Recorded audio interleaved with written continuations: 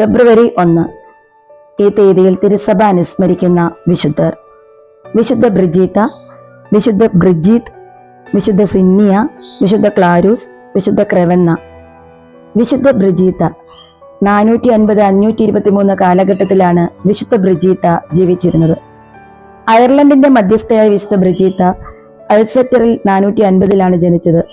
ചെറുപ്രായത്തിൽ തന്നെ അവൾ തന്റെ ജീവിതം ദൈവത്തിന് സമർപ്പിക്കുകയും അവൾക്ക് സ്വന്തമായി ഉണ്ടായിരുന്ന സമസ്തവും ദരിദ്രർക്കായി മാറ്റിവെക്കുകയുമുണ്ടായി. എത്രയും സൗന്ദര്യവതിയായ ബ്രിജീത്തായെ കാമുകന്മാർ സമീപിച്ചപ്പോൾ തന്റെ വ്രതത്തിന് ഭംഗം വരാതിരിക്കുവാൻ വേണ്ടി തന്നെ വിരൂപയാക്കണമേ എന്ന് അവൾ പ്രാർത്ഥിച്ചു. അവളുടെ പ്രാർത്ഥന ദൈവം കേട്ടു. ഒരു കണ്ണിൽ നീര് വന്നു, മുഖം വിരൂപമായി. കാമുകന്മാരെല്ലാം തന്നെ ഒഴിഞ്ഞുപോയി. 20-ാമത്തെ വയസ്സിൽ ബ്രിജീത്ത തന്റെ സമർപ്പണത്തെപ്പറ്റി വിശുദ്ധ പാട്രിക്കിന്റെ സഹോദരപുത്രനായ വിശുദ്ധ മെല്ലിനോട് സംസാരിച്ചു. നിശ്ചിത ദിവസം സ്ഥലത്തെ ബിഷപ്പ് വിശുദ്ധ പാട്രിക് സജ്ജമാക്കിയിരുന്ന ക്രമമനുസരിച്ച് പ്രാർത്ഥനകൾ ചൊല്ലി ബ്രിജീത്തായ്ക്ക് ഒരു വെള്ളയുടുപ്പും ശിരോവസ്ത്രവും നൽകി. തത്സമയം അവളുടെ കണ്ണ് സുഖപ്പെട്ടു. അവളുടെ സൗന്ദര്യം മുഴുവനും വീണ്ടുകിട്ടി.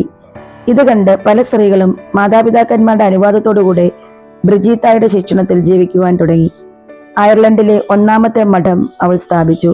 താമസിയാതെ കിൽദാരിൽ വേറൊരു മഠം തുടങ്ങി. ദരിദ്രരോടുള്ള അവളുടെ അനുകമ്പയെപ്പറ്റി ഐതിഹ്യങ്ങൾ പലതുണ്ട്. ചിലപ്പോൾ തിരുവസ്ത്രങ്ങൾ വിറ്റാണ് ദരിദ്രരെ സഹായിച്ചിട്ടുള്ളത്.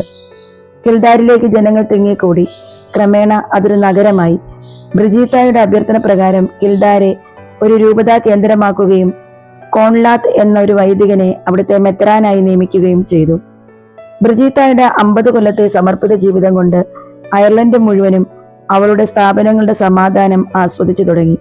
ദീർഘമായ അധ്വാനത്താൽ ക്ഷീണിതയായ ബ്രിജീത്ത 523 ഫെബ്രുവരി 1-ാം തീയതി ദിവംഗതയായി.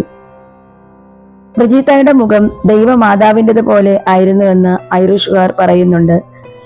ബാഹ്യാകാരത്തിന് മാറ്റം വരുത്തുക നമുക്ക് സാധ്യമല്ല. അവളുടെ ആന്തരിക നൈർമല്യം നമുക്ക് അനുകരിക്കാം. വിശുദ്ധ ബ്രിജീത്തായി ഈ ലോകത്ത് വേദന അനുഭവിക്കുന്ന, തിന്മകളിലേക്ക് നയിക്കപ്പെടുന്ന പിഞ്ചു കുഞ്ഞുങ്ങളെ കാത്തു പരിപാലിക്കുന്നതിന് വേണ്ടി പിതാവായ ദൈവത്തോട് നിരന്തരം മധ്യസ്ഥം വഹിച്ച് പ്രാർത്ഥിക്കുന്നു.